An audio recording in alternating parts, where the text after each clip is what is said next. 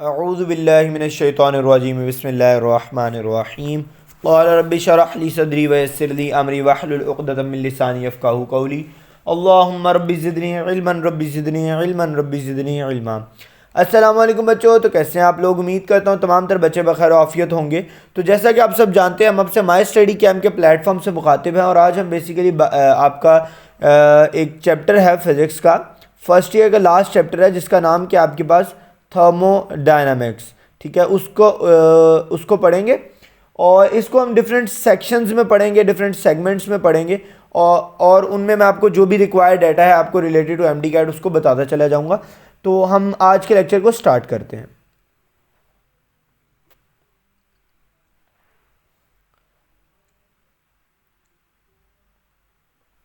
अच्छा तो बच्चों, अब का पहला सेक्शन है इंट्रोडक्शन का। इंट्रोडक्शन में हम देखेंगे कि व्हाट इज चैप्टर का नाम क्या है, थर्मोडायनेमिक्स। तो सबसे पहली बात ये आ जाती है कि आपको इस ब्रांच की डेफिनेशन आनी चाहिए कि ये ब्रांच की डेफिनेशन है क्या, बेसिकली व्हाट इज थर्मोडायनेमिक्स। तो याद रखें, ब्रांच ब्रांच देखो नाम शो कर रहा है कि हीट के साथ कोई ना कोई ताल्लुक होगा, बिकॉज थर्म आ रहा है, थर्म। ठीक है, branch related to energy, related to energy, branch related to energy and related properties of matter। यानी एनर्जी और उससे जो रिलेटेड प्रॉपर्टीज़ हैं मैटर की, उनको जिसमें हम स्टडी करें, यानी एनर्जी से related properties of matter. Mainly कौन सी प्रॉपर्टी होगी बेटा, तो मेनली हम बात करेंगे transfer, mainly transfer of heat, या आप कन्वर्जन भी लिख सकते हैं, transfer of heat to other kind of energy, to other kinds. Like आप हीट से वर्क करवा सकते हैं, हीट को और फॉर्म एनर्जीज में कन्वर्ट कर सकते हैं। ठीक है, आपके पास डिफरेंट इसके लिए एग्जांपल्स मौजूद हैं। लाइक अगर हम एग्जांपल देखें तो आपके पास एक हीट इंजन पाया जाता है। आपने हीट इंजन के बारे में पढ़ा हुआ है चैप्टर नंबर 11 में, फर्स्ट ईयर की बुक में। और ये आप जानते हैं कि फर्स्ट ईयर का लास्ट लेक्चर है, यानी फर्स्ट ईयर के चैप्टर का जो है ये चैप्टर लास्ट है, सॉरी। हीट इंजन में क्या होता है कि आप हीट देते हो और उसको आप किस में कन्वर्ट करवा लेते हो, तो बेटा मैकेनिकल वर्क में कन्वर्ट करवा के आप ट्रेन को चलाते हैं, जिसकी वजह से क्या होता है आपके पास जो वर्क होता है। तो इसमें आप हीट को कन्वर्ट किस में कर रहे हो बेटा, मैकेनिकल एनर्जी में कर रहे हो। उसी तरीके से आपके पास रेफ्रिजरेटर्स होते हैं। अब आप बोलोगे कि सर रेफ्रिजरेटर्स का भी कोई ताल्लुक होता है, तो बेटा आपने उसमें एक अक्सर आपने सुना हुआ है, आप नया रेफ्रिजरेटर लेने जाओ ना तो वहाँ पर वो कहते होते हैं कि आपको 1 ईयर जो गारंटी मिलेगी ना, वो मिलेगी पूरी फ्रिज की यानी रेफ्रिजरेटर की, और 10 ईयर वारंटी मिलेगी आपको कंप्रेसर की, यानी अगर आपका कंप्रेसर ख़राब होता है तो वो कंपनी फ्री ऑफ कॉस्ट ठीक करके देगी। तो बेटा जो कंप्रेसर होता है ना, वो गैस को कंप्रेस करता है। कंप्रेस करने के लिए वो कौन सी एनर्जी लगा रहा है बेटा, मैकेनिकल एनर्जी। ठीक है, और as a result of which Joule's Thomson effect होता है, आपको पता है वो, और उसके बदले में हीट जो होती है वो डिसिपेट हो रही होती है। तो बेसिकली इसमें आप यूं कह लें कि हीट को डिसिपेट करने के लिए आप मैकेनिकल एनर्जी को यूज़ कर रहे हैं। तो ये भी एक जो है थर्मोडायनेमिक्स की ब्रांच से रिलेटेड ही टॉपिक हो जाएगा। अच्छा, अब अगला सवाल उठता है कि क्या दो चीज़ें आपने अक्सर पढ़ी हुई हैं, एक है जी हीट, एक है जी टेम्परेचर। क्या ये दोनों सेम हैं, डिफरेंट है, क्या फ़र्क क्या है इन दोनों में बेटा? ये दोनों डिफरेंट चीज़ें हैं। टेम्परेचर और चीज़ है और आपके पास हीट और चीज़ होती है। ठीक हो गया, इसकी सेंसिटिविटी पता नहीं क्यों इतनी ज़्यादा है। अच्छा हाँ, तो अब हम देखते हैं कि टेम्परेचर में और हीट में बेसिकली डिफरेंस है किस चीज़ का। ठीक है, मैं टेबुलर फॉर्म में ही लिखूंगा। बेटा जो हीट है ये बेसिकली एक एनर्जी की फॉर्म है, ये क्या है, एनर्जी है। अच्छा, और टेम्परेचर क्या है, ये बेसिकली शिद्दत का नाम है। टेम्परेचर हम किसे कहते हैं, इंटेंसिटी को, यानी कि शिद्दत को। ठीक हो गया, यानी मेजरमेंट को कह सकते हैं आप। अच्छा, यानी अगर मैं इसकी डेफिनेशन लिखूं तो ये क्या है, एनर्जी एनर्जी विच, ये फॉर्म ऑफ एनर्जी है जो क्या करती है, विच ट्रांसफ़र, जो कि ट्रांसफ़र होती है, which transfer from hot body, from hot body to cold body.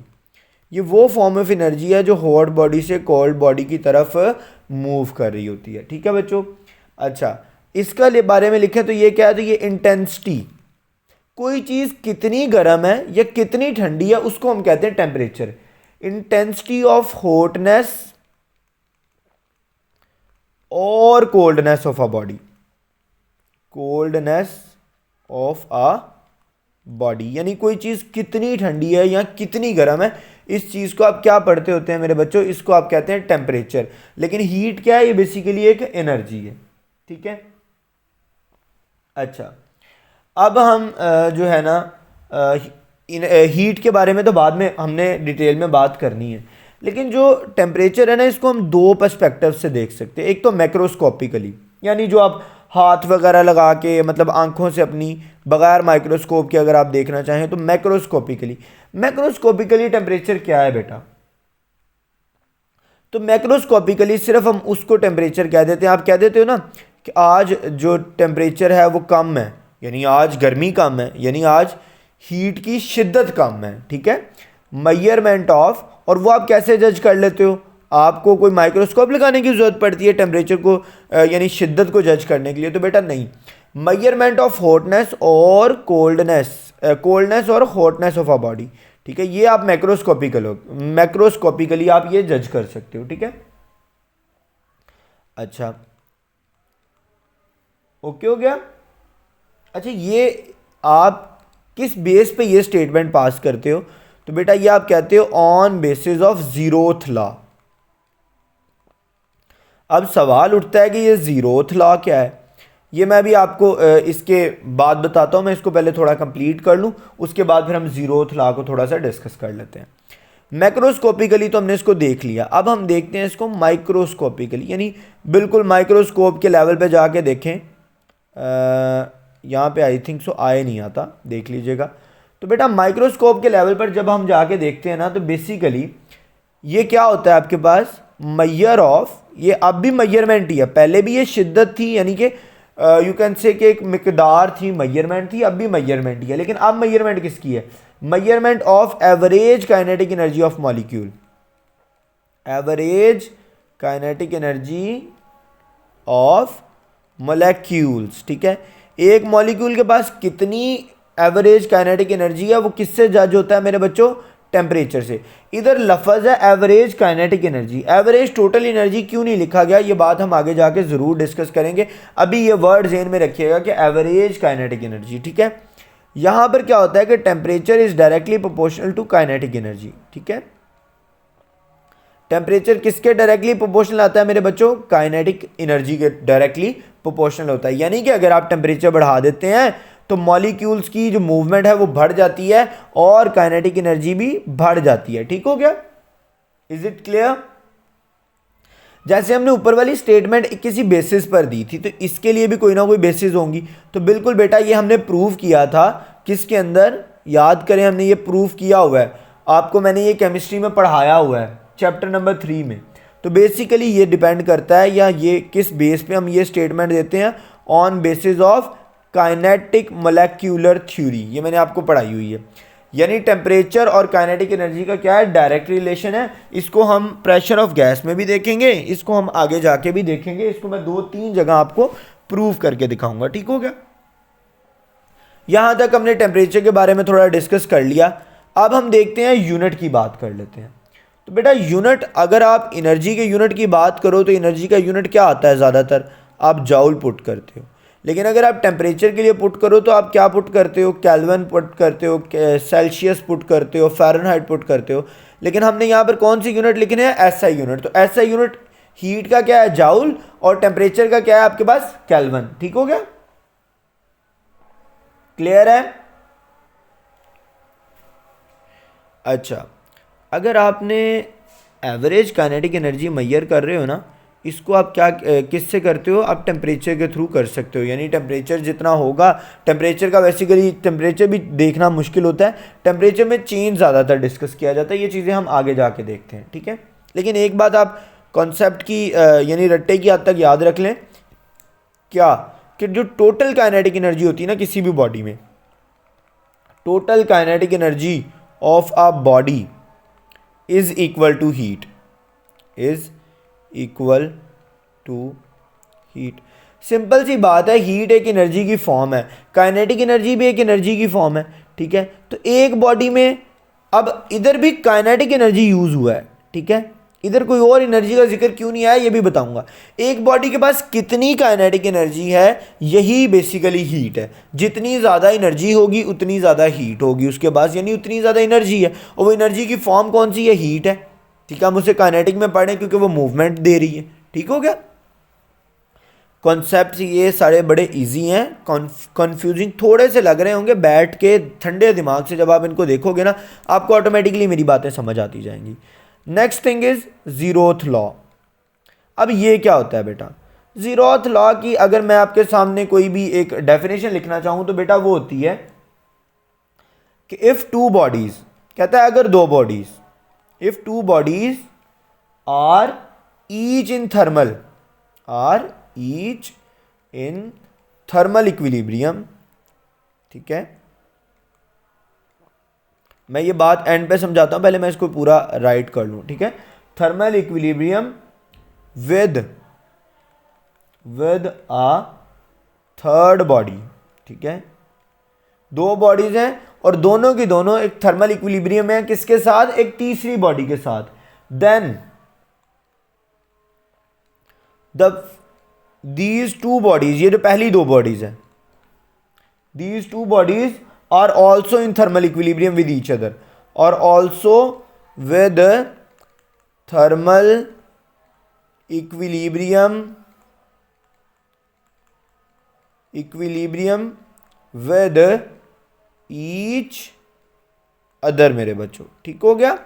मतलब क्या है इसकी, अगर मैं आपको डेफिनेशन को बिल्कुल यूँ कह लें कि आप सिंपल से वर्ड्स में समझाना चाहूँ ना, तो मैं बस इतना सा कहना चाह रहा हूँ, मेरी सिर्फ इतनी सी अर्ज है। आपके पास एक ये बॉडी है, एक ये बॉडी है, एक ये बॉडी है, तीनों का मैथ ऑलमोस्ट सेम है। एक को हम नाम देते हैं ए, एक को हम नाम देते हैं बी, एक को हम नाम देते हैं सी। इसके टेम्परेचर को हम कहेंगे टी ए, इसके टेम्परेचर को हम कहेंगे टी बी, इसके टेम्परेचर को हम कहेंगे टी सी। कहता है इफ, अगर ऐसा हो कि टी ए का टेम्परेचर टी सी के बराबर हो और टी बी का टेम्परेचर भी क्या हो, टी सी के बराबर हो, देन क्या होगा कि ये 100% है कि अगर टी ए का टेम्परेचर टी सी के बराबर है, टी बी का भी टेम्परेचर टी सी के बराबर है, देन टी ए का टेम्परेचर भी टी बी के बराबर होगा। यानी कि सॉरी, बॉडी ए का टेम्परेचर भी बॉडी बी के बराबर होगा।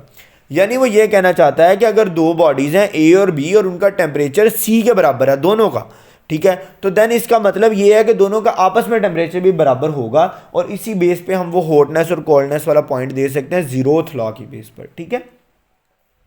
यहाँ तक हमने कुछ इंट्रोडक्शन में हीट और टेम्परेचर को समझ लिया है। अच्छा, अब हम देखेंगे कि जारी बात है अगर हमने टेम्परेचर को इतनी डेप्थ में डिस्कस किया तो हीट को भी करेंगे। तो बेटा मेथड्स टू ट्रांसफ़र हीट, एक जगह से दूसरी जगह हीट लेकर जाने के कोई मेथड्स भी होंगे। तो बिल्कुल ऐसे हैं मेथड्स। कितने मेथड्स हैं आपके पास? तो बेटा 3 मेथड्स हैं। एक को हम कहते हैं कंडक्शन, एक को हम कहते हैं कन्वेक्शन, और लास्ट वाले को हम कहते हैं रेडिएशन। ठीक हो गया, रेडिएशन। ठीक है, अच्छा अब हम इनको स्टडी कर लेते हैं। इनको भी मैं कंपैरेटिवली टेबुलर फॉर्म में ही लिख दूंगा ताकि आप लोगों को समझ आए। ठीक है, अच्छा जी, पहला है कंडक्शन। तो बेटा कंडक्शन किस में देखी जाती है? आपको पता है कंडक्शन मेटल्स में ज़्यादातर देखी जाती है, यानी सॉलिड्स में। ठीक है, कंडक्शन मोस्टली किस में देखी जाती है? सॉलिड्स में। कन्वेक्शन मोस्टली किस में देखी जाती है? बेटा फ्लूइड्स में। फ्लूइड में कौन कौन सी चीज़ आ जाती है? बेटा फ्लूइड डायनामिक्स में आपने पढ़ा था कि फ्लूइड हर वो चीज़ जो फ्लो कर सके, गैस भी फ्लो कर सकती है और लिक्विड भी फ्लो कर सकता है, इसीलिए हम दोनों को क्या कहते हैं, गैस भी एक फ्लूइड है और लिक्विड भी एक फ्लूइड है। Last but not the least is radiation. तो रेडिएशन को कोई मीडियम नहीं चाहिए होता, नो मीडियम, ठीक है। कंडक्शन के लिए सॉलिड पार्टिकल होना जरूरी है, फ्लूइड कन्वेक्शन के लिए गैसेस होना जरूरी है, लेकिन रेडिएशन के लिए कोई मीडिया होना जरूरी नहीं है, यानी ये वैक्यूम से भी ट्रेवल कर सकती हैं। ये हमने पिछले चैप्टर में भी पढ़ा। क्लियर? अच्छा, अब हम देख लेते हैं कि इसके अलावा तो बेटा जो कंडक्शन होती है ना, ये किसकी हेल्प से होती है? With the help of electrons, with the help of electrons और आयंस, यानी चार्जेस की वजह से, ठीक है। अगर आप देखो तो वो इलेक्ट्रोलाइट की फॉर्म में देख लें तो उधर भी बेसिकली सॉलिड आयंस ही हैं जो ट्रैवल कर रहे हैं, और मेटल्स में देखें तो बेसिकली इलेक्ट्रॉन्स है, लेकिन हम इधर करंट की बात नहीं कर रहे, ठीक है। तो हम इधर आयंस को हटा देते हैं, ज़्यादा बेटर, क्योंकि हम अभी हीट का जिक्र कर रहे हैं, ठीक है। तो इलेक्ट्रॉन्स मेटल्स में हीट ट्रांसफ़र होती है, क्यों होती है? बिकॉज मेटल के अंदर इलेक्ट्रॉन्स मूव करके इसको कंडक्ट करवा देते हैं, किसको? हीट को, जिसकी वजह से आपके पास जो हीट है वो मेटल्स में क्या होती है? ट्रांसफर होती है या मूव करती है, ठीक है। अच्छा, हीट फ्लो करती है। Method of to transfer heat, और you can say flow heat भी आप लिख सकते हैं, ठीक है। अच्छा, कन्वेक्शन में क्या होता है? इसमें कौन सी चीज हेल्प करती है बेटा? इसमें पूरा का पूरा मॉलिक्यूल ही मूव कर जाता है with the help of molecules, with the help of molecules. और रेडिएशन में क्या होता है मेरे बच्चों? With the help of waves. आपको पता है ना वेव क्या है? मैंने आपको पढ़ाया था कि वेव क्या होती है, वो मैस को मूव नहीं करती लेकिन मोमेंटम और एनर्जी को मूव कर सकती है with the help of waves. और आपको पता है कि energy is directly proportional to frequency. जिस बॉडी की एनर्जी, जिस वेव की एनर्जी ज़्यादा होगी उसकी फ्रीक्वेंसी भी ऑटोमेटिकली ज़्यादा होगी। अच्छा, इसमें एक और बात याद रखें कि विदाउट ट्रांसफर ऑफ मॉलिक्यूल, ये इलेक्ट्रॉन की हेल्प से होता है, ये ट्रांसफर ऑफ मॉलिक्यूल की वजह से नहीं होता। अब कन्वेक्शन आप लोग कहेंगे कैसे होता है बेटा? मैं पहले इनकी एग्जांपल लिखता हूं, उसके बाद मैं इनको थोड़ा थोड़ा एक्सप्लेन करूंगा, तो समझते जाइएगा, ठीक है। Solids like and metals. अब इसका क्या मतलब है? आप जो बच्चे अक्सर किचन में जाते हैं या कुछ बनाते हैं तो देखते होंगे कि आप पैन रखते हैं। अब पैन का जो दरमियान वाला पोर्शन है ज़्यादातर वो होता है जो चूल्हे या स्टॉक के कांटेक्ट में होता है, यानी जिसको डायरेक्टली हीट मिल रही है, ठीक है। लेकिन जो उसका हैंडल होता है उसके साथ तो कोई कांटेक्ट नहीं ना होता, यानी आप देखेंगे हीट का डायरेक्ट कांटेक्ट तो हैंडल के साथ नहीं है, लेकिन जब आप उसको थोड़ी देर के लिए रख देते तो हैंडल अक्सर गर्म हो जाता है। हैंडल क्यों गर्म होता है? तो बेटा वो कंडक्शन की वजह से गर्म होता है, ठीक हो गया। उसके अलावा flow of heat from heater to room, flow of heat from heater to room. अब इसका क्या मतलब है मेरे बच्चों? सिंपल है। फॉर एग्जांपल ये आप कंसीडर करें आपका रूम है, अब आपने यहां पर हीटर चलाया है, ठीक है, ये क्या है? हीटर। लेकिन अगर आप इधर भी बैठे हैं ना तो आपको हीट फील होगी। क्यों फील होगी? इधर के जो गैस, कमरा भी ओवरऑल गर्म हो जाएगा। उसकी वजह क्या है? इधर के जो इर्द गिर्द के गैस मॉलिक्यूल्स है ना, ये होंगे गर्म, ठीक है। गर्म होने के बाद आपको पता है ये क्या हो जाते हैं? Light weight. ये मूव कर जाएंगे ऊपर, यानी गर्म गैस ऊपर चलेगी, यहां पर जो ऊपर गर्म थी वो उठ के नीचे आ गई ठंडी, ये ठंडी गैस इधर आ गई, और उसके बाद इसको भी हीट मिली तो ये यूं पूरे कमरे में सर्कुलेट कर जाएगी। और यही काम गर्म पानी में भी होता है। पानी में, पानी का भी देख लेते हैं जरा, मैं इधर बना देता हूं ना आपके सामने ताकि इजी रहे मेरे बच्चों को। देखो ये आपके पास एक बाउल है, बाउल में वाटर है, नीचे से हीट आती है, ठीक है, ये आपने हीट दे दी है। अच्छा, अब क्या होता है कि ये वाले हिस्से के जो है ना वाटर वेपर्स, वाटर मोलेक्यूल्स गर्म हो जाते हैं। गर्म होने के बाद ये ऊपर आ जाते हैं, और ऊपर आके यहाँ पर जो ठंडे हैं वो वापस नीचे आ जाते हैं। तो इस वजह से वाटर भी पूरा सर्कुलेट करता रहता है, बार बार गर्म ऊपर ठंडा नीचे, जिसकी वजह से क्या होता है? कन्वेक्शन हो रही होती है और पूरा का पूरा वाटर बॉयल कर जाता है। अदरवाइज अगर ऐसा ना हो तो सिर्फ नीचे वाली लेयर बॉयल कर जाए, बाकी करे ही ना, उसके अलावा अगर आप एक और एग्जांपल देखना चाहें रेडिएशन की, तो बेटा सोलर हीट, जो आसमान से एनर्जी आती है, आप तपिश आती है जब आप आसमान से जो लाइट आती है उसमें हीट होती है, क्यों होती है? तो बेटा वो बेसिकली रेडिएशंस या वेव्स लेकर आती हैं, ठीक है, वेव्स लेकर आती हैं, और ये लाइट वेव्स लेकर आती हैं। ये आपको कैसे पता चलता है? जब आप उसके नीचे बैठते हो तो आपको गर्मी लगती है, एक चीज़, और दूसरी चीज़ मेरे बच्चों कि आपको ये भी पता चलता है, ये भी पता है कि सन के दरमियान में और अर्थ के दरमियान में क्या है, ये फॉर एग्जाम्पल सन है, ये अर्थ है, सॉरी ये हम सन बना देते हैं क्योंकि ये बड़ा बन गया, और ये अर्थ है, दोनों के दरमियान में क्या है मेरे बच्चों? वैक्यूम है, ठीक है, दोनों के दरमियान में क्या है? वैक्यूम है। इधर से और कोई चीज़ ट्रैवल नहीं कर सकती एक्सेप्ट रेडिएशन। तो ये तीन वेज होते हैं आपके पास जिनके थ्रू आप हीट को फ्लो करवा सकते हैं या ट्रांसफर करवा सकते हैं। ठीक हो गया? Is it clear now? अच्छा, अब हम जो है चूंकि बेसिक्स पढ़ रहे हैं, तो अब मैं आपको करवाऊंगा काइनेटिक मोलेक्युलर थ्योरी, लेकिन मैं सारी नहीं करवाने वाला, कभी भी नहीं, क्योंकि मैंने आपको ये काइनेटिक मोलेक्युलर थ्योरी बड़े अच्छे से करवाई थी। किस चैप्टर में? गैसेस वाले चैप्टर में, केमिस्ट्री में।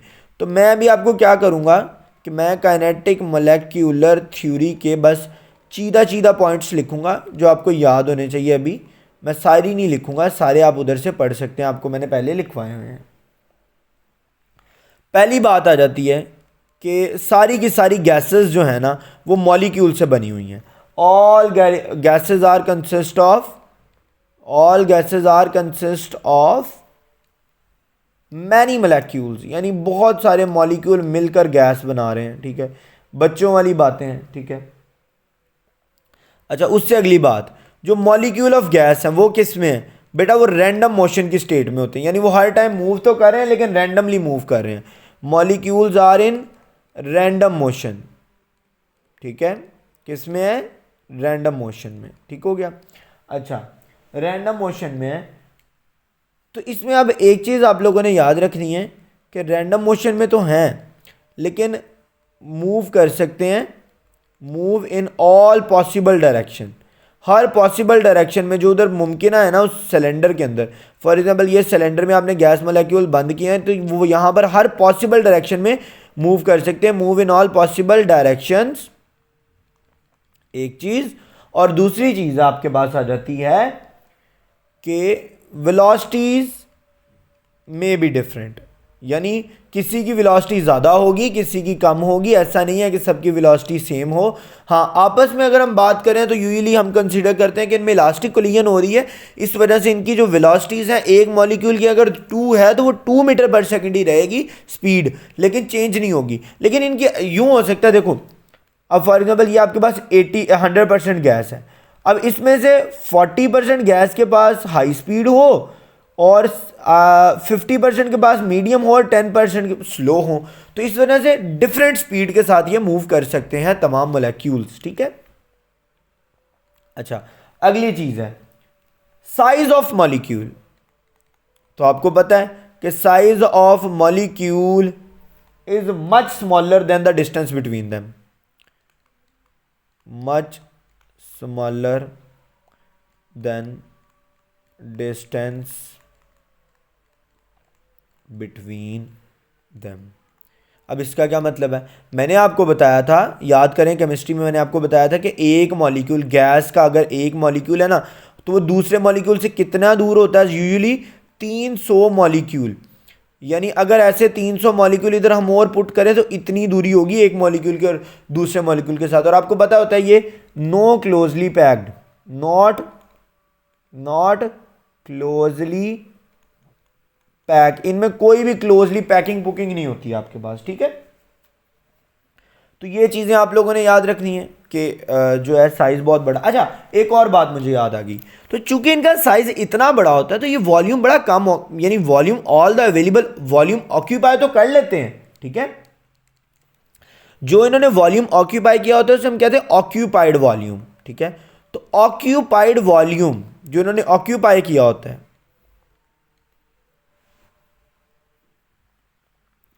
Is negligible as compared to volume of container।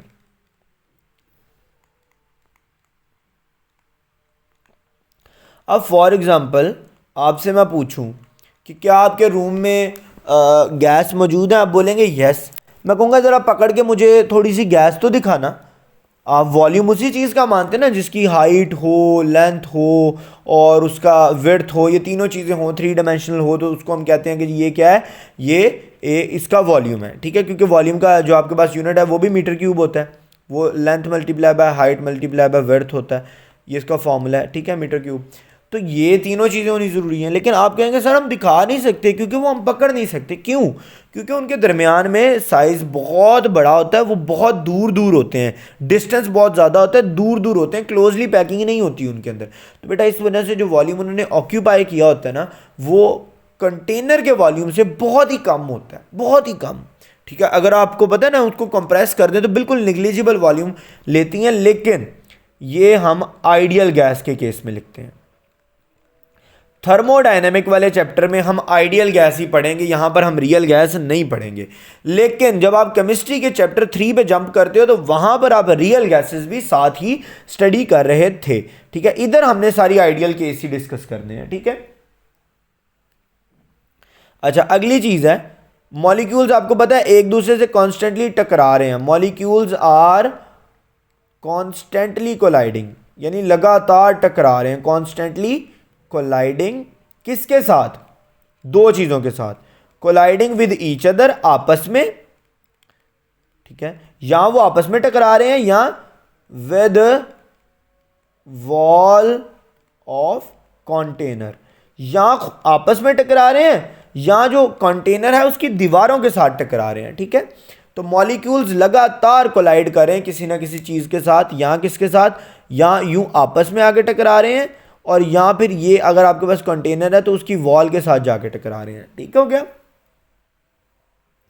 अच्छा, लेकिन इधर एक और चीज याद रखिएगा, collision is perfectly elastic. Collision is perfectly elastic, यानी कि कोई भी काइनेटिक एनर्जी वेस्ट नहीं होती। काइनेटिक एनर्जी क्या रहती है? इसका मतलब क्या है? काइनेटिक एनर्जी कंजर्व रहेगी। जब काइनेटिक एनर्जी कंजर्व रहेगी तो बेटा स्पीड कांस्टेंट रहेगी, डायरेक्शन ऑपोजिट होगी लेकिन स्पीड कांस्टेंट रहेगी। ये बात आप लोग याद रखिएगा, आगे जब प्रेशर ऑफ गैस की डेरिवेशन मैंने आपको करवानी है तो वहां पर ये चीजें आपकी समझनी लाजिमो मलजूम है। ठीक हो गया? Is it clear? अच्छा, लास्ट पॉइंट हम लिखेंगे, molecule of gas exert no force. Molecule of gas exert no force, कोई भी फोर्स एक्सर्ट नहीं करते except collision, except during collision. सिर्फ कोलिजन के दौरान ये फोर्स एक्सर्ट कर रहे होते हैं, उसके अलावा कोई भी फोर्स इनके दरमियान में मौजूद नहीं होती। ये पॉइंट भी बड़ा इंपॉर्टेंट है, आइडियल है। ठीक है, आइडियल केस ही की बात करेंगे। मैंने आपको पहले भी बताया कि हम आइडियल केस की बात करेंगे।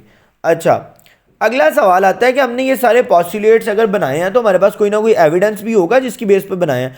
वैसे तो मैंने इसके एविडेंसेस आपको बहुत सारे बताए थे केमिस्ट्री के अंदर, लेकिन अभी मैं आपको मेजर दो एविडेंस लिखवा देता हूँ फिजिक्स के लिए। ठीक है, वो क्या है बेटा? पहला है जी बेटा डिफ्यूजन। डिफ्यूजन, कभी आपने सॉलिड को डिफ्यूजन करते हुए देखा है?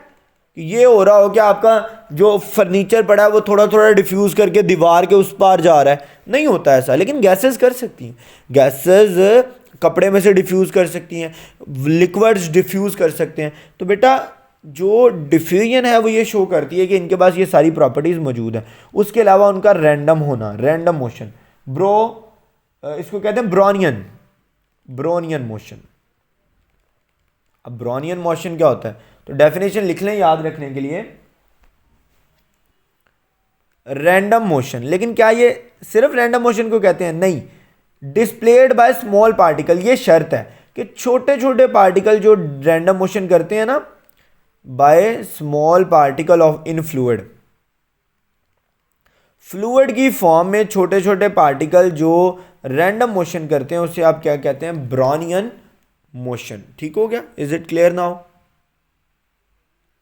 अच्छा, next thing is pressure of gas, लेकिन वो हम इंशाल्लाह नेक्स्ट सेगमेंट में पढ़ेंगे। तो अब आपसे नेक्स्ट सेगमेंट में मुलाकात होती है बच्चों। ठीक है, अच्छा तो बच्चा पार्टी, इस स्पेसिफिक सेगमेंट में हम पढ़ेंगे कि प्रेशर ऑफ गैस। तो हम सबसे पहले एटमोलॉजी की तरफ ही चलते हैं कि जो आपका पास ये जो मौजूद है आर्टिकल, इसका नाम क्या है? Pressure of gas. याद रखिए प्रेशर क्या होता है? फोर्स पर यूनिट एरिया, ठीक है, और इसका यूनिट क्या होता है? न्यूटन पर मीटर का स्क्वायर या पास्कल यूज़ किया जाता है, ठीक है। ये चीज़ें याद रखनी है कि प्रेशर बेसिकली होता क्या है?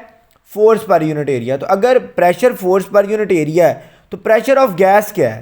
बेटा प्रेशर ऑफ गैस है basically force per unit area,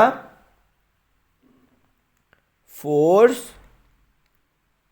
per unit area, यानी एक यूनिट एरिया के ऊपर कितनी फोर्स लगा रहा है कौन? एक मॉलिक्यूल। उसको हम क्या कहते होते हैं? Pressure. Force per unit area, per unit area of cylinder. Cylinder के, ये देखें ये सिलेंडर मैंने लोड किया है, सिलेंडर बाय गैस मॉलिक्यूल्स, यानी कि गैस मॉलिक्यूल कितनी फोर्स लगा रहा है एक यूनिट एरिया पर सिलेंडर के, तो उसको क्या कहते हैं हम? प्रेशर ऑफ गैस, ठीक है। इसमें क्या क्या ट्रांसफर होता है, बल्कि इसकी एक और डेफिनेशन लिख लेते हैं। Pressure of gas, pressure of gas is क्या है? ये इज ट्रांसफर ऑफ मोमेंटम। ये मोमेंटम का ट्रांसफर होना है बेसिकली। मोमेंटम किससे ट्रांसफर होता है बेटा? याद करें, फोर्स से ही तो मोमेंटम ट्रांसफर होता है। आपको पता है ना, rate change in momentum is force, ठीक है। ट्रांसफर ऑफ मोमेंटम, ठीक है, to wall of container, to wall of container, ठीक है, पर सेकंड। एक सेकंड में कितना मोमेंटम ट्रांसफर हो रहा है किस पर? किसको? वॉल ऑफ कंटेनर को, पर यूनिट एरिया। एक सेकंड और एक यूनिट एरिया के अंदर, एक यूनिट एरिया को कितना मोमेंटम ट्रांसफर कर रही है गैस, उसको हम क्या कहेंगे? प्रेशर, ठीक है। और किस वजह से होता है? कोलिजन की वजह से, आप जब कोलिजन करते हैं, ठीक है। अच्छा, यहां पर एक चीज याद रखें, उसने यहां पर एक चीज लिखी है momentum to wall of container per second. तो मोमेंटम पर सेकंड क्या होता है आपके पास? बेटा ये फोर्स ही होता है। तो बेसिकली ऊपर वाली डेफिनेशन को ही उसने थोड़ा सा मॉडिफाई करके दोबारा लिख दिया, ठीक हो गया। तो आपको एक बात याद रखनी है, आपको पता है कि pressure is equal to force divided by area. हम स्टार्ट करेंगे, लेकिन स्टार्ट करने से पहले ज़रूरी ये है, क्या ज़रूरी है? ज़रूरी ये है कि हम पहले से कुछ कन्वेंशंस का तयन कर लें ताकि आगे हमारे लिए पढ़ना आसान रहे। अच्छा, मेरी बात याद रखिएगा कि हमने इस लेक्चर में ना पूरी डेरिवेशन को करना है, बिकॉज इसमें बहुत सारे एमसीक्यू हैं, बहुत सारे एमसीक्यू हैं और मुझे वो सारे आपको करवाने हैं, ठीक है। तो डेरिवेशन हम पूरी करेंगे इस पर्टिकुलर सेगमेंट में, ठीक है। तो मैं इधर थोड़ा सा इसको एक्सटेंड करके आपको कोशिश करता हूँ कि मैं एक्सप्लेन कर सकूँ। हम एक सेकेंड, मैं चाह रहा हूँ कि इधर मैं थोड़ा सा ना आपको वो बना दूँ जो होता है आपके पास, हाँ, एक्सेस, ठीक है। तो ये आपके पास मैंने 3 एक्सेस बनाए हैं। This is X axes, this is Y axes and this is Z axes, ठीक हो गया। ये तीनों एक्सेस आपके पास मौजूद हैं। अच्छा, याद रखें कि ये जो कंटेनर है ना, इसकी लेंथ हम लेते हैं एल, स्मॉल एल लिखेंगे जब भी लिखेंगे। इसकी जो लेंथ ले रहे हैं, क्योंकि ये क्यूब है तो लेंथ भी हम इसकी क्या ले रहे हैं? एल। हाइट भी ले रहे हैं एल, और उसके अलावा इसकी जो विड्थ है वो भी हम कितनी ले रहे हैं? एल ही कंसीडर कर रहे हैं मेरे बच्चों, ठीक हो गया। Is it clear? अच्छा, अब यहाँ पर कुछ बातें याद रख लें कि यानी अब मैं इधर कन्वेंशंस लिखने लगा हूँ जो मैं इसमें यूज़ करूँगा ताकि आपको पता चल जाए कि ये इसके लिए लिख रहा हूँ, ये इसके लिए लिख रहा हूँ, याद रहेगा। लेंथ लिखूँगा तो मैं लिखूँगा एल, ठीक हो गया, स्मॉल एल। हाइट लिखूँगा तो हाइट भी बेटा क्या होगी? एल। अच्छा, इधर डिस्टेंस लिखूँगा कि कितना उसने डिस्टेंस ट्रैवल किया, तो वो भी मैं एल की फॉर्म में ही लिखूँगा। विड्थ लिखूँगा तो वो भी मैं एल की फॉर्म में ही लिखूँगा, ठीक है, समझ आ गई। अच्छा, उसके अलावा और कौन कौन सी कन्वेंशन हमने यूज़ करनी है? बेटा इसमें हमने लिखना है एरिया, ठीक है। एरिया क्या होगा? लेंथ मल्टीप्लाई बाय लेंथ या लेंथ का स्क्वायर। ठीक हो गया।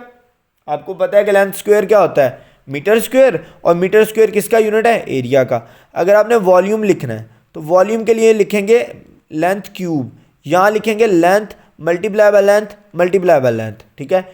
फॉर्मूला क्या होता है, एरिया का फॉर्मूला क्या होता है, length multiply by width. Length भी एल है, विड्थ भी एल है, इसीलिए एल बाय एल। और वॉल्यूम का क्या होता है, length multiply by width multiply by height. तो तीनों चीज़ें एल है, इसीलिए आपके पास वॉल्यूम क्या हो जाएगा, एल क्यूब। उसके अलावा हम देख सकते हैं इसमें कि मैस ऑफ वन मॉलिक्यूल, बल्कि इसको मैं थोड़ा नीचे लिखता हूँ पर पूरा नहीं आएगा।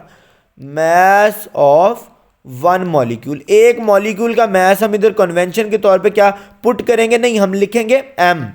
एम क्या है, एक मॉलिक्यूल का मैस है। उसके अलावा टोटल नंबर ऑफ मॉलिक्यूल, इस पूरे कंटेनर में कितने नंबर ऑफ मॉलिक्यूल है, टोटल नंबर ऑफ मॉलिक्यूल्स कितने हैं बेटा, वो है एन। ठीक हो गया।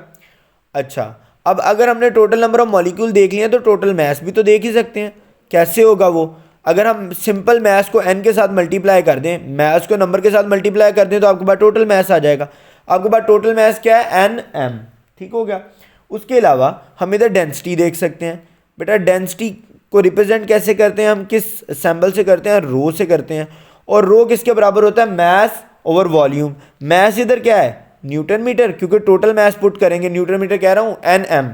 ठीक है, ये न्यूटन मीटर नहीं है, एन एम है। नीचे वॉल्यूम वी भी पुट कर सकते हैं और इसको एन एम लिख के आगे एल क्यूब भी लिख सकते हैं। ठीक हो गया। Is it clear now. ठीक है, एनी कंफ्यूजन। ठीक है, आगे स्टार्ट करने से पहले मैं आपको इसका कॉन्सेप्ट दूंगा। बेटा होता क्या है, अब हम कंसीडर कर लेते हैं। सब मॉलिक्यूल्स को भूल जाएं, इस एक मॉलिक्यूल को याद रखें, ये जो मैंने अभी बनाया है, इसका मैस है एम। ठीक हो गया। अब molecule of mass M moves with a velocity V. इसकी वेलोसिटी क्या है मेरे बच्चों, वी है। ठीक है। एंड कोलाइड, इधर आके ये आया और इधर आके कोलाइड कर गया इस दीवार के साथ। ये जो आपके पास ये दीवार नजर आ रही ना कंटेनर की, इसके साथ क्या किया, ये कोलाइड कर गया। कोलिजन कैसी है, परफेक्टली इलास्टिक है। डायरेक्शन के अलावा कुछ भी चेंज नहीं होगा, डायरेक्शन चेंज हो गई। ठीक है, वेलोसिटी की वैल्यू वही रहेगी, सिर्फ डायरेक्शन चेंज हुई। डायरेक्शन चेंज हुई तो हमने साथ क्या लगा दिया, नेगेटिव साइन लगा दिया। ठीक हो गया, ये बात समझ आ गई। डायरेक्शन चेंज हुई, वो बेसिकली उसने क्या किया, मॉलिक्यूल इधर से लेकर इधर तक गया और उधर से फिर वापस आ गया टक्कर खा के इधर। ठीक है, ये उसने टोटल डिस्टेंस कवर किया है। और इधर उसकी वेलोसिटी कैसे चेंज हुई है, पहले v थी और बाद में क्या हो गई, नेगेटिव v। अब इतनी बातें लेकर यही आपका मेन कॉन्सेप्ट है जिसको लेकर हमने आगे स्टार्ट करना है। ठीक हो गया, क्लियर हो गया। अच्छा, सबसे पहली बात, एज डायरेक्शन चेंजेस, क्योंकि डायरेक्शन चेंज हो रही है। ठीक है, अब वेलोसिटी दो चीज़ों पर होती है, एक होती है उसकी मैग्नीट्यूड, ठीक है, जिसको हम कहते हैं स्पीड। वेलोसिटी की मैग्नीट्यूड क्या होती है, स्पीड। और वो कैसी रही है इस केस में, कांस्टेंट। क्यों, क्योंकि इलास्टिक क्या है, वो कोलिजन क्या है, परफेक्टली इलास्टिक। दूसरी क्या है, डायरेक्शन है। कोलिजन के बाद डायरेक्शन के साथ क्या हुआ है, रिवर्स हो गई है। ठीक हो गया, क्लियर है। तो अगर रिवर्स हो गई है तो हम अब देखते हैं कि मोमेंटम के साथ क्या हुआ होगा। तो मोमेंटम आई है, यानी मोमेंटम बिफोर कोलिजन है, ये इसको लिखा मोमेंटम आई, और ये है मोमेंटम आफ्टर कोलिजन, यानी momentum final. Momentum initial, momentum final. Mass तो एम ही रहेगा दोनों में। ठीक है, चेंज क्या होगा बेटा, इधर आएगा v, बिफोर कोलिजन वेलोसिटी थी v और बाद में हो गई नेगेटिव v। ठीक हो गया। अच्छा, अब यहां पर कुछ चीजें ऐड करनी है आपने। क्या, पहली बात है कि हम अभी सिर्फ एक मॉलिक्यूल को देख रहे थे, आपको पता है ना, हमने ऊपर सिर्फ एक मॉलिक्यूल का जिक्र किया और एक मॉलिक्यूल की वेलोसिटी को देख रहे थे। और वो किस एक्सिस में मूव कर रहा है बेटा, ये वाई एक्सिस, ये एक्स एक्सिस, ये आपका जेड एक्सिस। एक्स एक्सिस में मूव कर रहा है तो हम लिखेंगे v1x और इधर क्या लिख देंगे फिर, नेगेटिव v1x। ठीक हो गया, ये आपके पास लिख रहा है मोमेंटम। उसके अलावा अब आपने कैलकुलेट क्या करनी है, फोर्स कैलकुलेट करनी है। तो हम कैलकुलेट तो फोर्स वही कर सकते हैं जो रिएक्शन के तौर पे, देखो आगे वो टकराया, मोमेंटम चेंज हो गया। मोमेंटम चेंज करने वाली फोर्स कौन सी है बेटा, वो वॉल की फोर्स है। ठीक है, जो वॉल ने फोर्स लगाई उससे मोमेंटम चेंज हुआ। ठीक है, हम पहले वॉल की फोर्स को कैलकुलेट करते हैं, बाद में थर्ड लॉ ऑफ न्यूटन की हेल्प से गैस की कैलकुलेट कर लेंगे, क्योंकि गैस की उतनी ही होगी जितनी वॉल ने लगाई होगी, सिर्फ डायरेक्शन ऑपोजिट होगी। ठीक है, अच्छा, अब इसका फॉर्मूला क्या होता है, आपको फोर्स का फॉर्मूला क्या पता है ना, delta P over delta T, यानी change in momentum divided by time. Delta P क्या होगा, P F minus P I over delta T. P F क्या है आपके पास, negative M V one X. ठीक है, और ये क्या आपके पास, दरमियान में नेगेटिव साइन आएगा ये वाला, और ये क्या आपके पास, मैस वी वन एक्स। अब इसको सॉल्व करें, नीचे टाइम है, इसको सॉल्व करें तो आंसर आएगा negative two M V one X divided by delta T.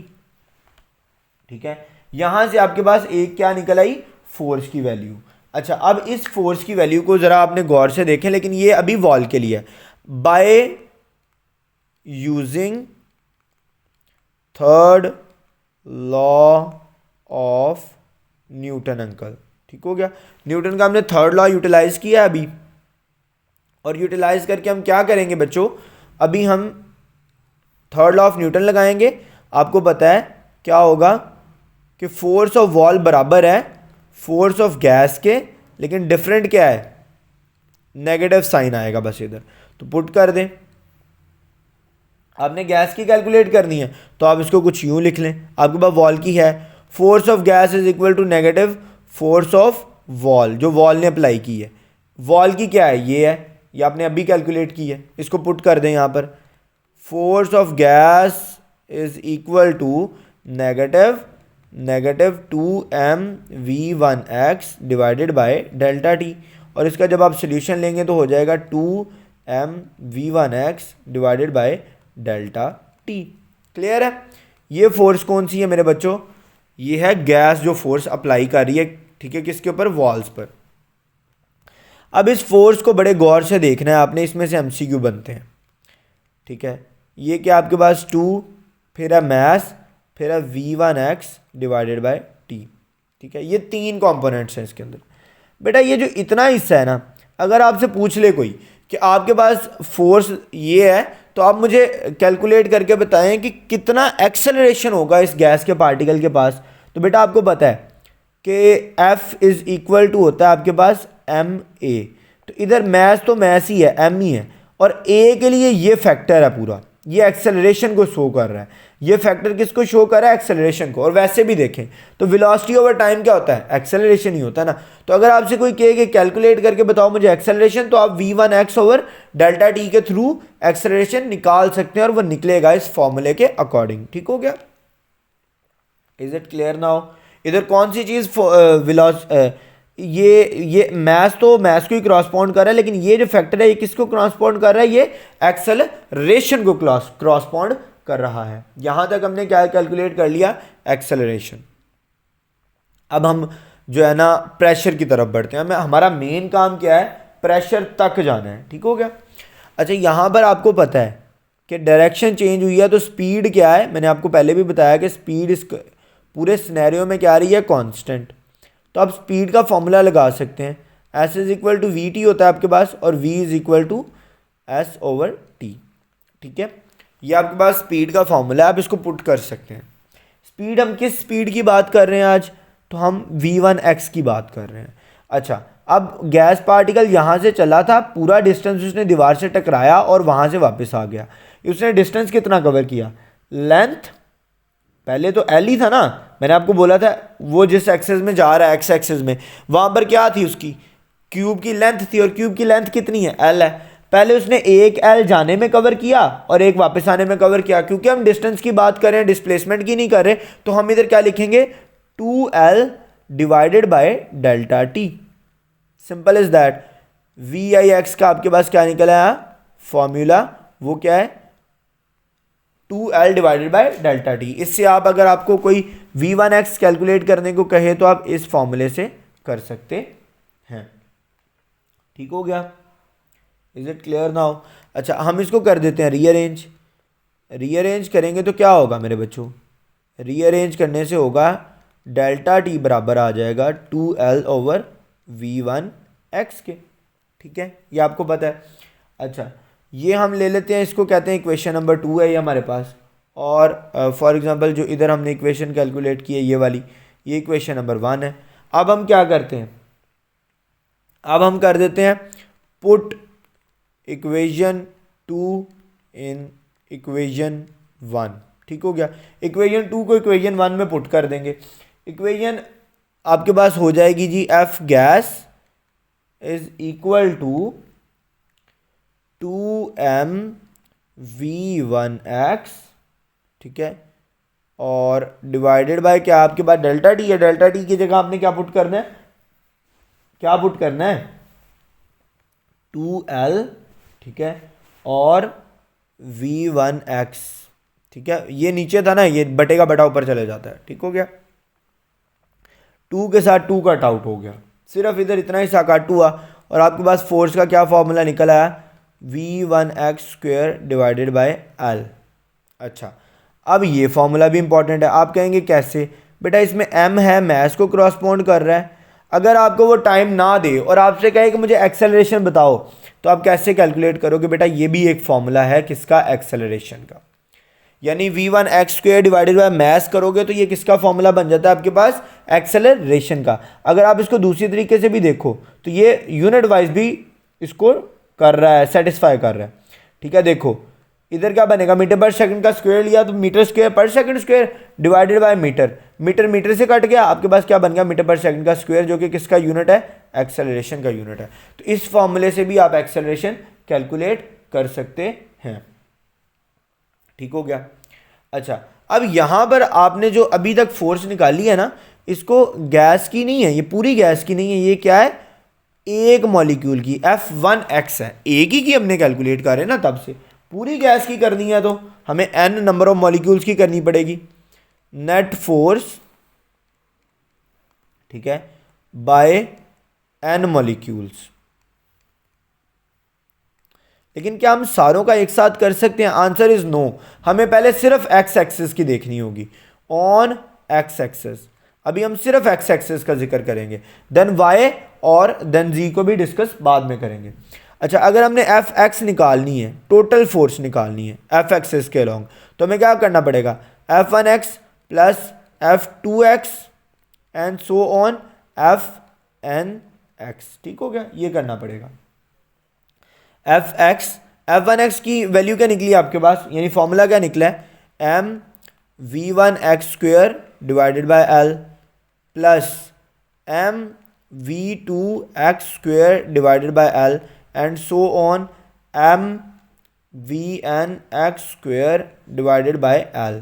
अब इसमें से m ओवर l कॉमन आ रहा है आपके सामने, Fx is equal to m over l vi(x²) plus v2x² and go on vnx²। ठीक हो गया, ये आपने वेलोसिटीज को देख लिया ओवरऑल। ठीक हो गया।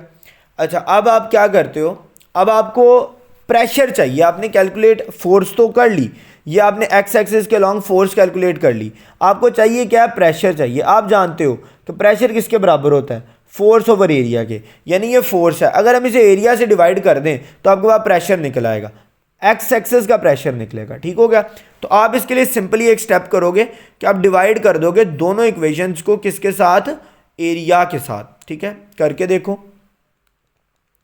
F X is divided by area is equal to M L, और आपको पता है एरिया को एल स्क्वायर भी लिखा जा सकता है, मैंने आपको बताया ऊपर, मैं कन्वेंशन में ये बात बता के आया हूं।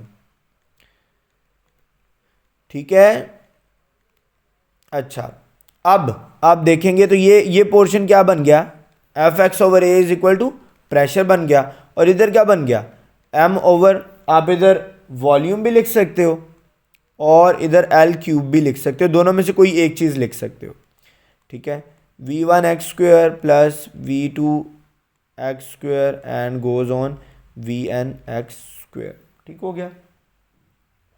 अच्छा, यहाँ तक हमारा ये पोर्शन क्लियर हो गया। आपने एक्स एक्सिस के अलॉन्ग निकाली है अभी तक क्या, प्रेशर। ठीक है, अब आपको कुछ साइड पे काम करना होगा। आप पता है आपको डेंसिटी क्या होती है, एन एम ओवर v, ये मैंने आपको कैलकुलेट करना भी सिखाई थोड़ी देर पहले, ठीक हो गया। इधर आपके पास क्या है, m ओवर v। अब आप इसको भी m ओवर v बना दें। m over v is equal to rho over n। n इधर से इधर आ गया ना, डिवाइड हो गया। अब ये क्या इक्वेशन नंबर आपके पास 4 है, और ये आपके पास क्या equation number 3। Put equation 4 in equation 3। आप इक्वेशन 4 को इक्वेशन 3 में आप पुट करोगे, ठीक है। कैसे करोगे, पी एक्स आ जाएगा इधर, m ओवर v की जगह पर क्या आएगा, rho over n, v1 X square plus v2 X square vn X square. अब आपका सवाल होना चाहिए कि सर हमने ये स्टेप किया क्यों है। तो बेटा बेसिकली ना हमारा फिजिक्स में काम होता है कि हमने हर चीज़ को सिंप्लीफाई करना होता है।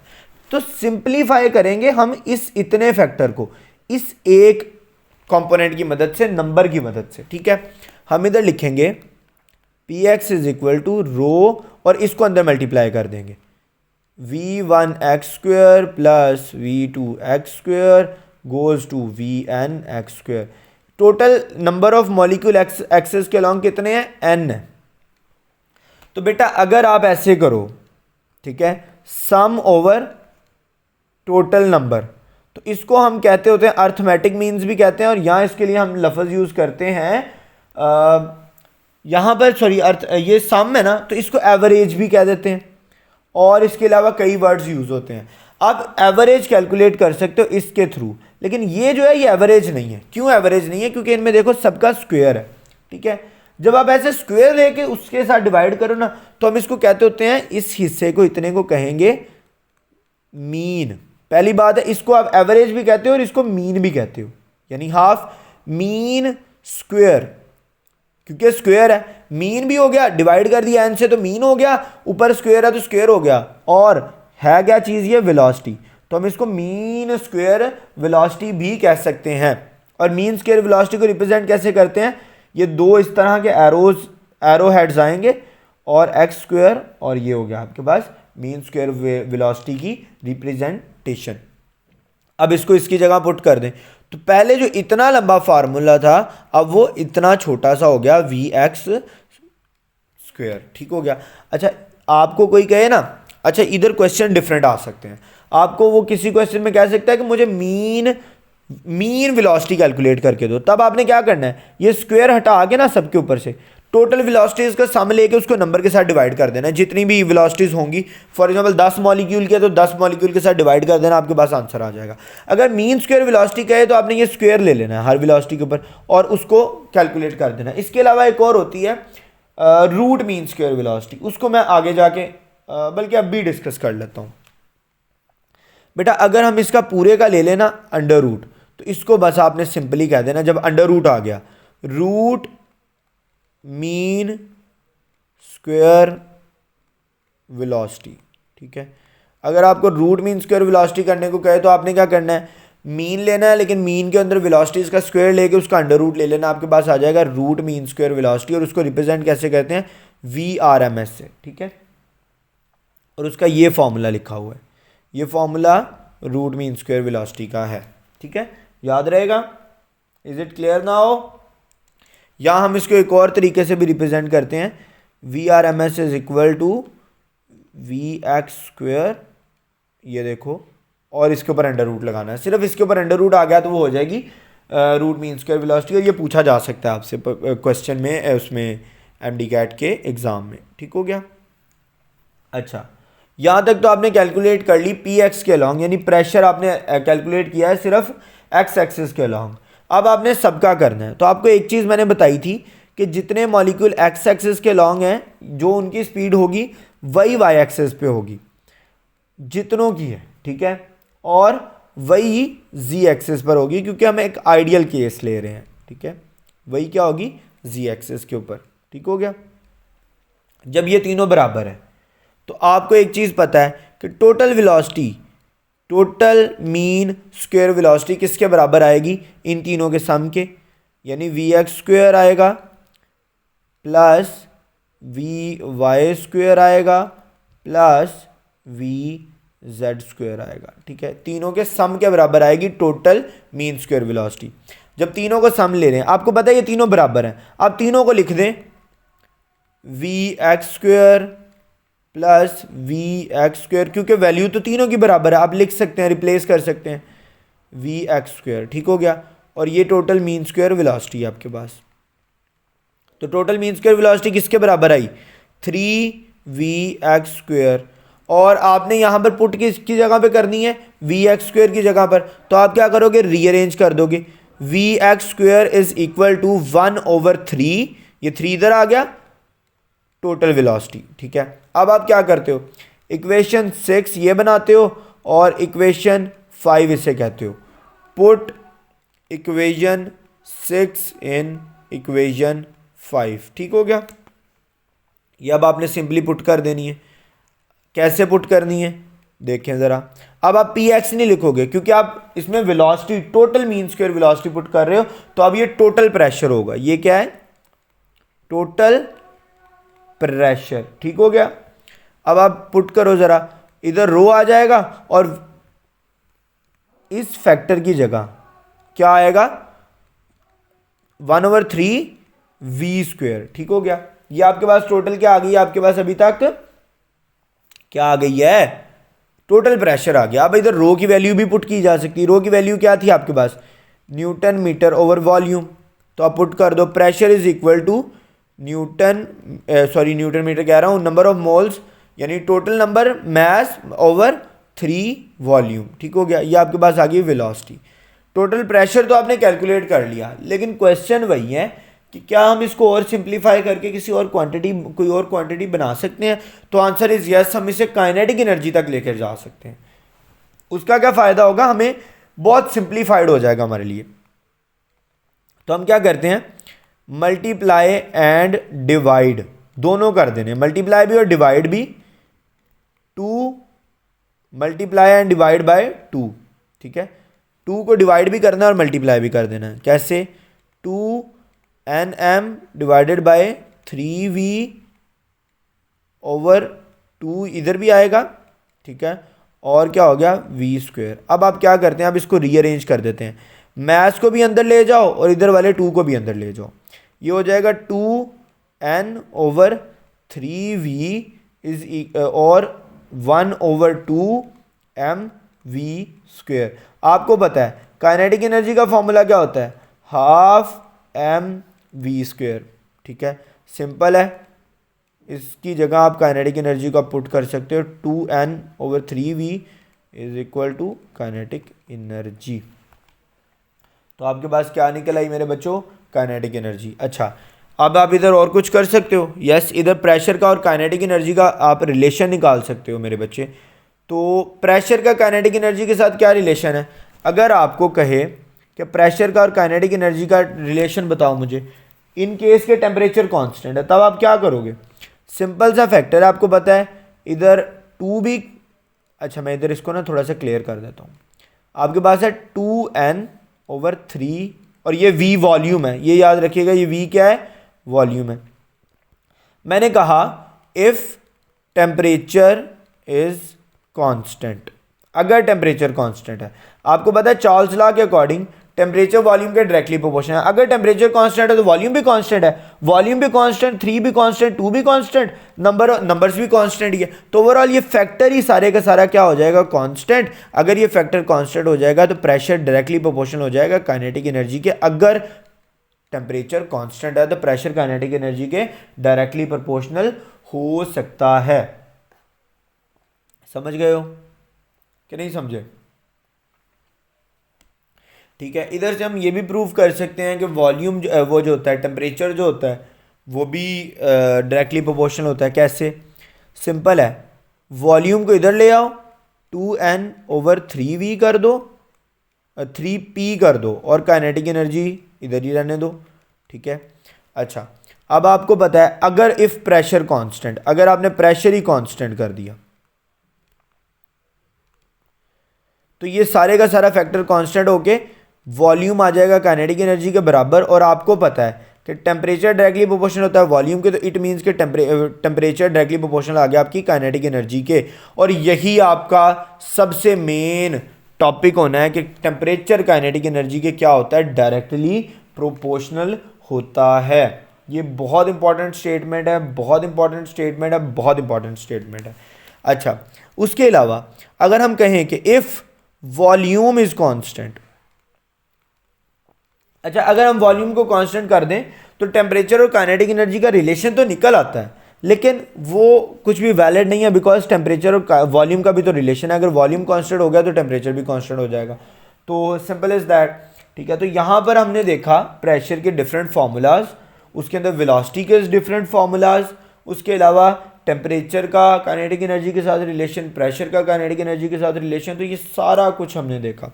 अब जाते जाते एक छोटा सा क्वेश्चन कर लें, ठीक है, और उसके बाद ये सेगमेंट ख़त्म हो जाएगा और नेक्स्ट सेगमेंट में हम जो डिफरेंट गैस लॉज हैं उनको देखेंगे, ठीक हो गया, या उनकी जितनी भी आगे टर्म्स हैं उनको देखेंगे।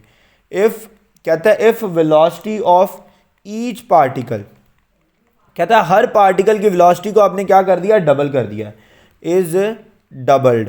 If velocity of each particle is doubled then pressure will, तब प्रेशर के साथ क्या होगा, अगर हम वेलोसिटी हर पार्टिकल की क्या कर दें, डबल कर दें, तो प्रेशर के साथ मेरे बच्चों क्या होगा, सोच के बताएं जरा,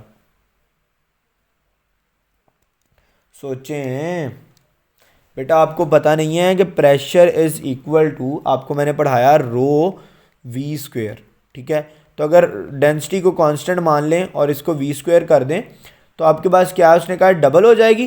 तो अगर ये डबल होती है तो स्क्वायर आएगा इसके ऊपर भी और ये हो जाएगी 4 टाइम। तो प्रेशर आपका क्या हो जाएगा इस केस में, 4 गुना बढ़ जाएगा, 4 टाइम्स हो जाएगा। उसके अलावा मैंने आपको बताया कि प्रेशर का काइनेटिक एनर्जी के साथ क्या डायरेक्ट रिलेशन है। तो हम ग्राफ बनाएंगे अगर प्रेशर और काइनेटिक एनर्जी का, इन केस का टेम्परेचर कांस्टेंट है उस टाइम पे, तो स्ट्रेट लाइन ग्राफ आएगा।